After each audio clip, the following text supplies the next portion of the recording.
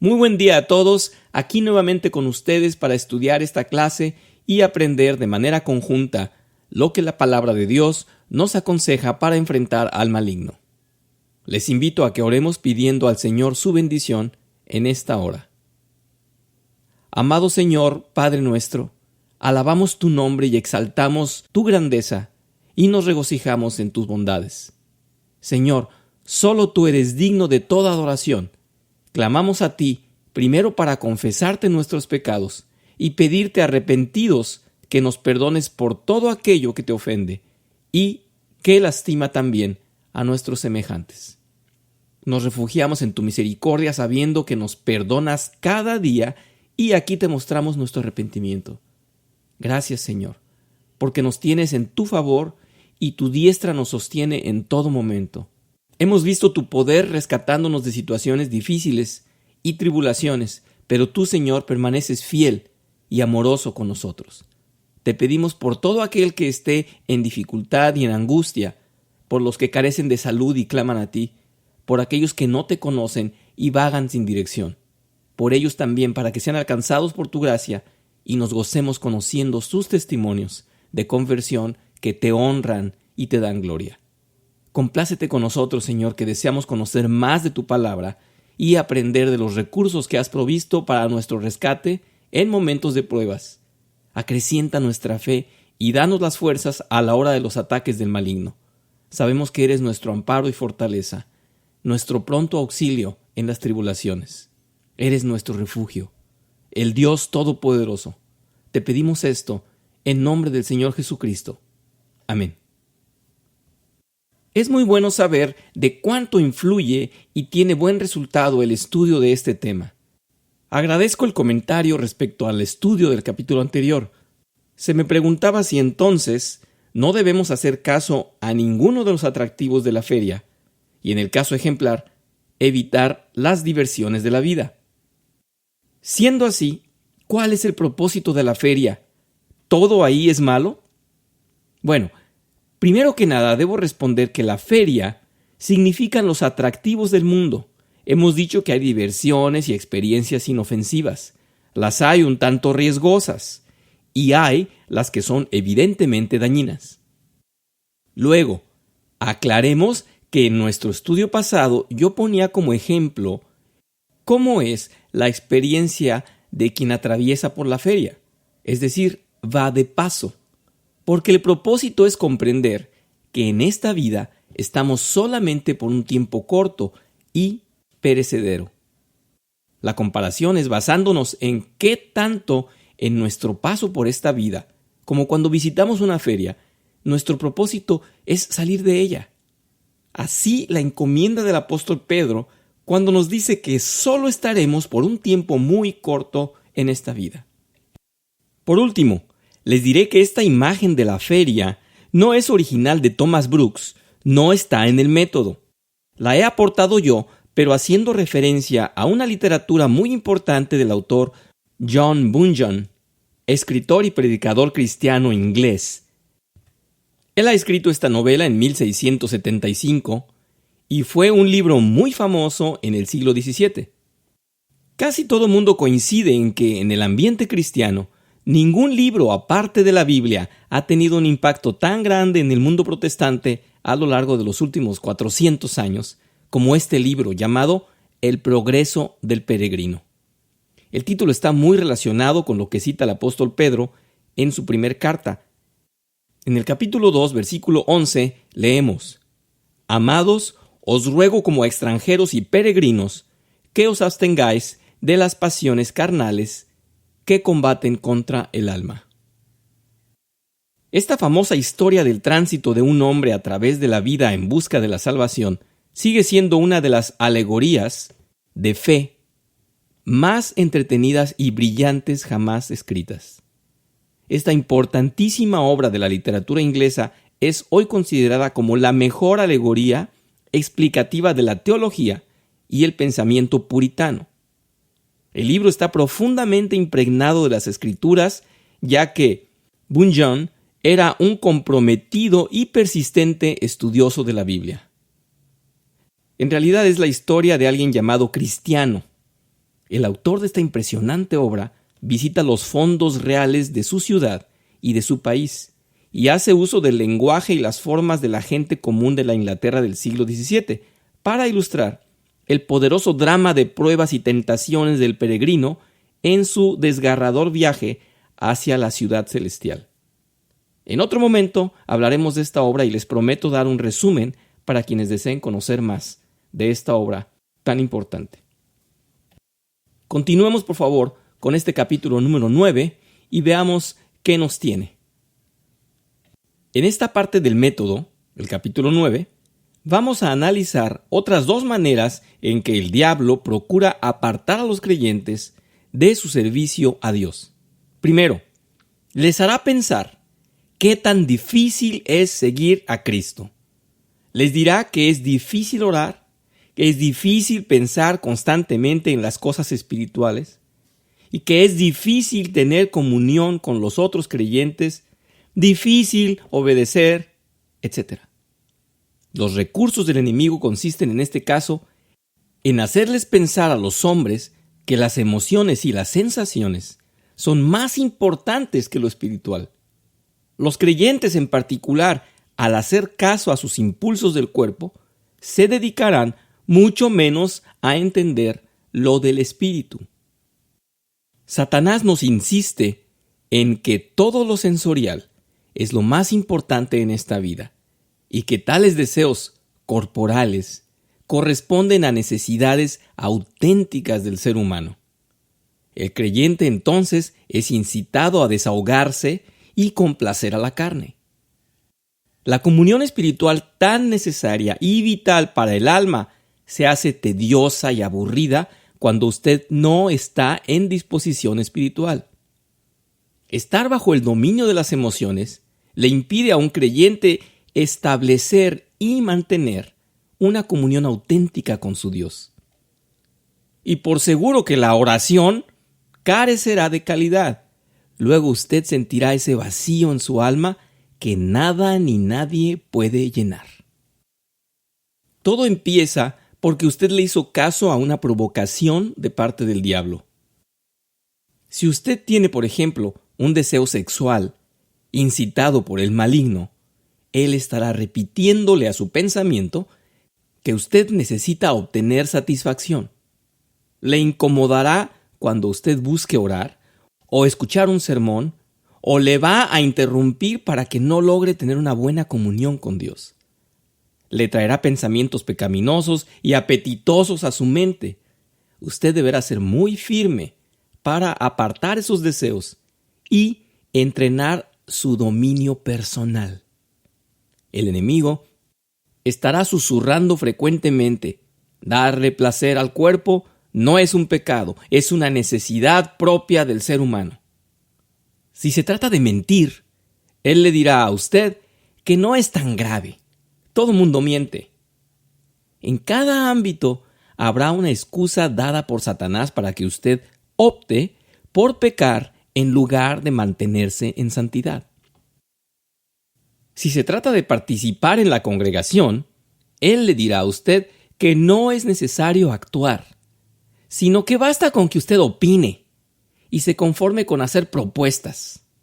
Usted entonces va a criticar, opinar y expresar ideas, pero no va a sacrificar ni tiempo ni esfuerzo como un auténtico siervo, sino como un jefe, viendo los toros desde el burladero. Usted estará siendo un capitán parapetado en la trinchera sin arriesgarse a recibir una bala. El maligno es amigo de la pereza y desea que usted caiga en su flojera en lugar de ser un siervo esforzado. Veamos algunos consejos como remedios para esos casos. El primer remedio contra tal maquinación es el pensar más en la necesidad de servir a Cristo que en las dificultades que tendrá al servirle. Los creyentes deben servir a Cristo para mostrarle su agradecimiento. Un auténtico creyente va a desear agradecer a Cristo en permanencia. Buscará alabarle y dedicarle salmos. Sus días estarán llenos de gratitud hacia su Salvador. Los creyentes necesitan crecer en santidad para poder vencer al pecado. Se requiere de una lucha constante, día tras día, contra las tentaciones, y en verdad para todos es difícil. Pero se hace posible cuando el creyente es llevado por el poder del Espíritu Santo. Pero debe de renunciar a la carne. Es cuando nos avergonzamos de nuestros impulsos naturales que deseamos abrazarnos a los estatutos de nuestro Padre y buscamos adoptar su carácter santo. Necesitan ser obedientes a Dios para poder hacer su obra en este mundo. Obedecer a Dios es negarse a ser arrastrado por la corriente mala del mundo, la cual no busca gloria ni honra al Creador, sino que le ha dado la espalda y está en rebeldía. Recordemos que el diablo es un ángel caído que alguna vez se rebeló y no quiso honrar al Todopoderoso, ni alabarle, ni obedecerle. Él es enemigo de la sumisión al Dios verdadero. Los creyentes ya no queremos ser esclavos del maligno, sino que deseamos obedecer, y ello tiene un precio: el renunciar a los deseos corporales. Los creyentes necesitan seguir a Cristo para que el propósito de Dios sea cumplido en sus vidas. Cuando decimos, hágase Señor tu voluntad, debemos de continuar la frase y completarla con una acción. El hacer lo que Dios manda es participar en obediencia con tal declaración. En realidad muchos oramos, Señor, hágase tu voluntad, pero Señor, ¿por qué no se hace lo que yo deseo hacer? Señor, ¿por qué no se me cumplen mis planes, mis objetivos? Es que estamos negando lo que estamos diciendo en realidad cuando oramos y cuando nos queremos someter a la voluntad de Dios. Pero los creyentes a menudo, lamentablemente, hacemos eso. Declaramos una cosa, pero hacemos lo contrario. No hay duda de que los creyentes se enfrentan con problemas y dificultades al seguir a Cristo, pero los creyentes verdaderos toman esa responsabilidad aún a sabiendas de los problemas que puedan sobrevenirles. Segundo, los creyentes deben recordar que si realmente quieren servir a Cristo, Él les ayudará tanto que no les será difícil. Por ello, el Señor Jesús ha dicho que nos enviaría al Consolador, al Ayudador. Veamos cómo también el apóstol Pablo nos hace referencia a esa ayuda del Espíritu Santo.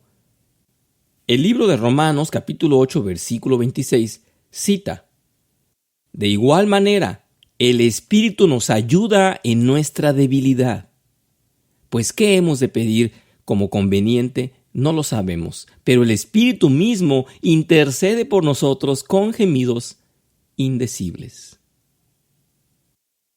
Quizás en un principio no les parezca fácil, pero mientras van haciendo la voluntad de Dios, descubrirán que experimentan gran gozo al realizarla.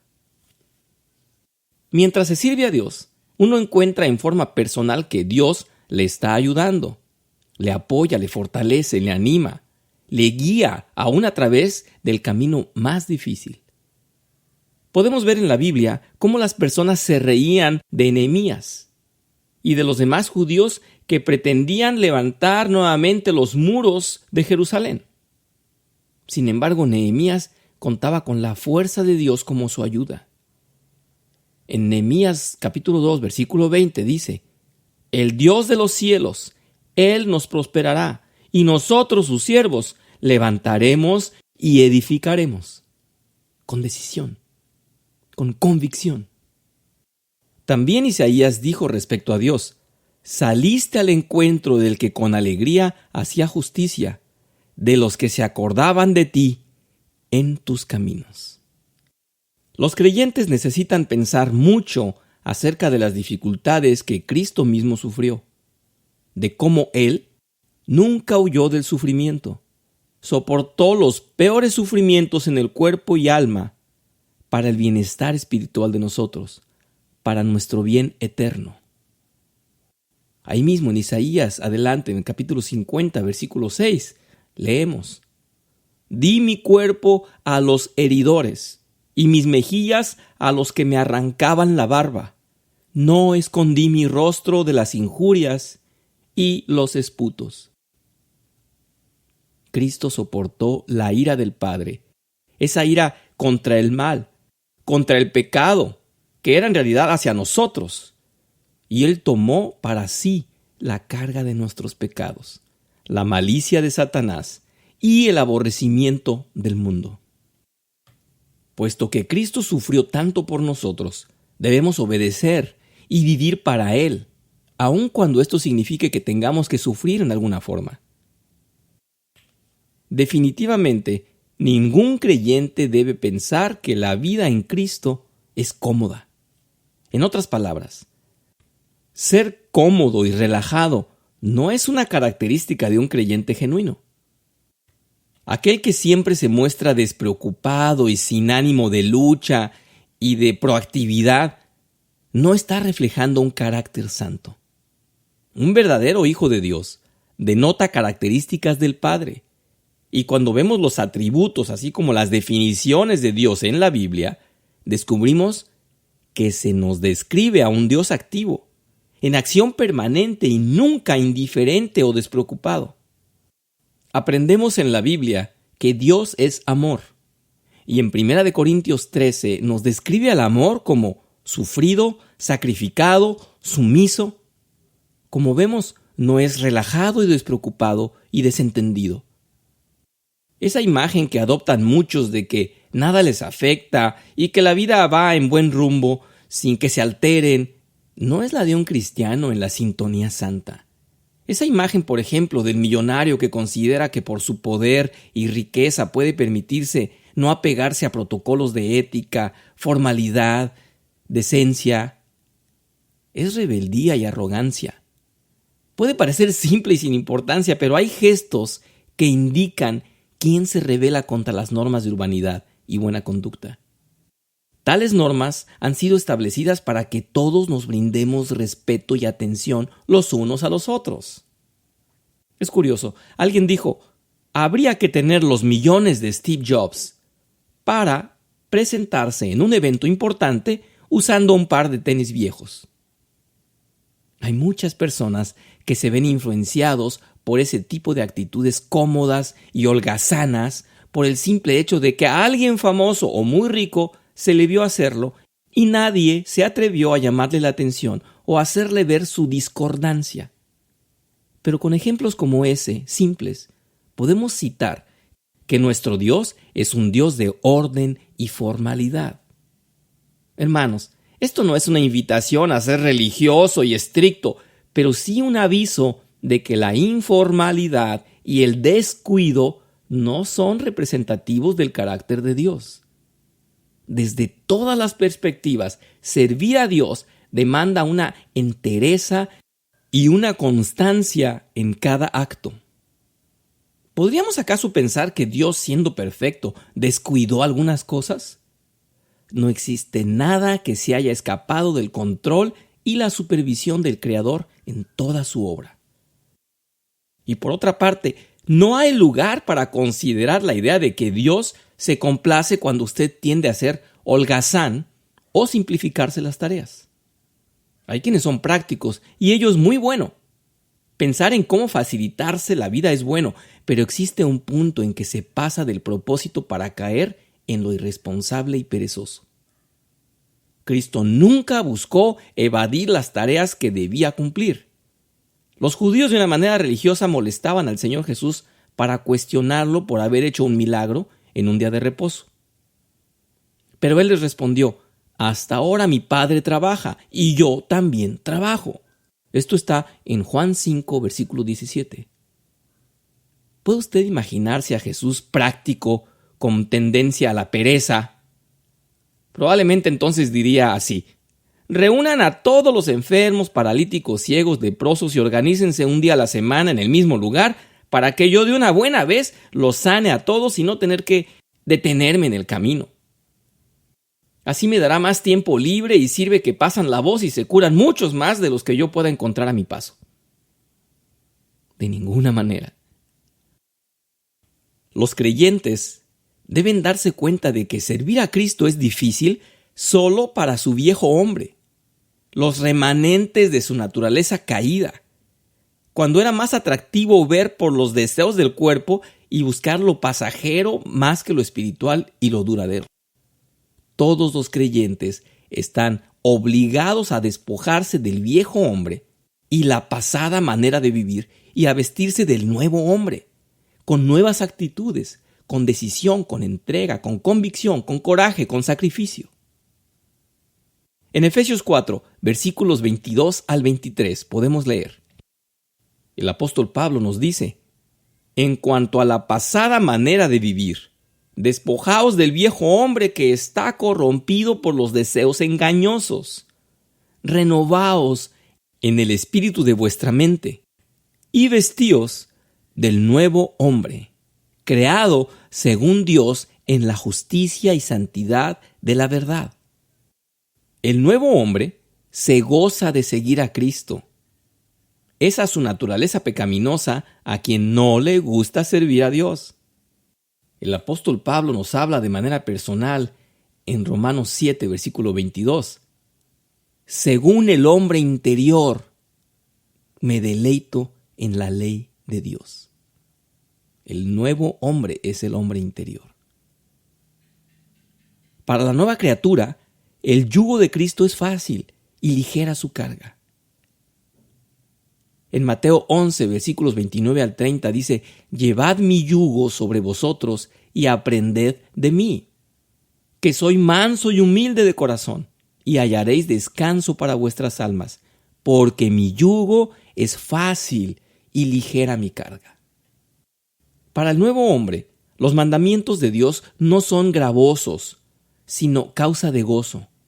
Todos los creyentes saben que esta es la verdad, y hay algo en su interior que les hace disfrutar agradando a Dios. Ese algo es el Espíritu de Dios en auténtica presencia dentro del cristiano. Finalmente, hay grandes recompensas para aquellos que, a pesar de sus dificultades, siguen a Cristo fielmente. Hay galardones en el futuro. El cielo recompensará todo. En el libro de Hebreos, leemos de la fe de Moisés, que tuvo por mayores riquezas el vituperio de Cristo que por los tesoros de los egipcios, porque tenía puesta la mirada en el galardón. Podemos leer en Hebreos 11, versículos 25 al 26, que nos dice: por la fe, Moisés, hecho ya grande, rehusó llamarse hijo de la hija del faraón, prefiriendo ser maltratado con el pueblo de Dios antes que gozar de los deleites temporales del pecado, teniendo por mayores riquezas el oprobio de Cristo que los tesoros de los egipcios, porque tenía puesta la mirada en la recompensa. Además, hay recompensas en esta vida para aquellos que siguen a Cristo a pesar de las dificultades. El Salmo 19:11 dice que en guardar los mandamientos hay grande galardón. Cuán necios son los creyentes que permiten que Satanás les robe este grande galardón. Satanás puede tratar de usar otro método para conseguir que los creyentes no sirvan a Dios. Puede tratar que piensen equivocadamente acerca de lo que Cristo ha hecho en pro de ellos. Les sugerirá que puesto que Cristo ha hecho todo para su pueblo, les ha perdonado, les ha justificado, ha garantizado su llegada al cielo, y entonces no hay nada que hacer salvo estar gozosos y festejar. Satanás desea que piensen que como Cristo ha sido castigado como su sustituto, y ya que Cristo está en el cielo preparando un lugar para ellos, entonces no hay necesidad de orar, de arrepentirse, de estudiar la palabra, de reunirse con otros creyentes, en fin. Puesto que Cristo nos ha salvado, no hay necesidad de que le sirvamos en sacrificio. Al hacer estas sugerencias, Satanás está tomando una parte de la verdad y convirtiéndola en una mentira. Es cierto que si no fuera por la obra salvadora de Cristo, no habría ningún creyente. Sin embargo, ser un cristiano incluye más que el mero recibir lo que Cristo ha hecho. La Biblia dice: ¿acaso no saben que su cuerpo es templo del Espíritu Santo, quien está en ustedes y al que han recibido de parte de Dios? Ustedes no son sus propios dueños. Fueron comprados por un precio. Por tanto, honren con su cuerpo a Dios. Los creyentes pertenecen a Cristo. Le pertenecen a fin de que hagan su voluntad, motivados por agradecimiento y amor a Él. Entonces Satanás miente cuando sugiere que una vez que hemos sido salvos por Cristo, ya no es necesario servirle. La verdad es que lo que Cristo ha hecho y continúa haciendo por los creyentes constituye el motivo más fuerte para servirle. Cristo les ha liberado del poder dominante del pecado, de la ira de Dios, de la amargura de la muerte, de los sufrimientos del infierno. Por lo tanto, le deben servir gozosos y con mucha gratitud. Pablo dijo a Tito: Cristo Jesús se dio a sí mismo por nosotros, para redimirnos de toda iniquidad y purificar para sí un pueblo celoso de buenas obras. Esto está en Tito 2, versículo 14. Un pueblo de buenas obras. El hecho de que Cristo se haya dado a sí mismo por los creyentes debe estimularnos a ser celosos de hacer el bien. Esta es la razón de por qué los creyentes verdaderos siempre han sido muy activos en el servicio de Cristo. Por otra parte, si no quieren servir a Dios, deben cuestionarse si en verdad son creyentes. El apóstol Juan escribe: el que dice que le ha conocido y no guarda sus mandamientos, el tal es mentiroso, y la verdad no está en él. Primera de Juan 2, versículo 4. Una vez más, tenemos que ver el error, la equivocación de Satanás. La persona salva no es negligente en el servicio a su Salvador. El verdadero creyente desea servir a Cristo de todo corazón, cueste lo que cueste, porque Cristo sufrió mucho para salvar a cada creyente. De esta manera concluimos el capítulo número 9. Muchas gracias. Les invito a orar para despedirnos. Oramos a ti, Señor, agradecidos por sabernos hijos tuyos y dueños de una promesa que nos has dedicado, presentándonos el mundo venidero como algo en que inspirarnos y que tenemos garantizado.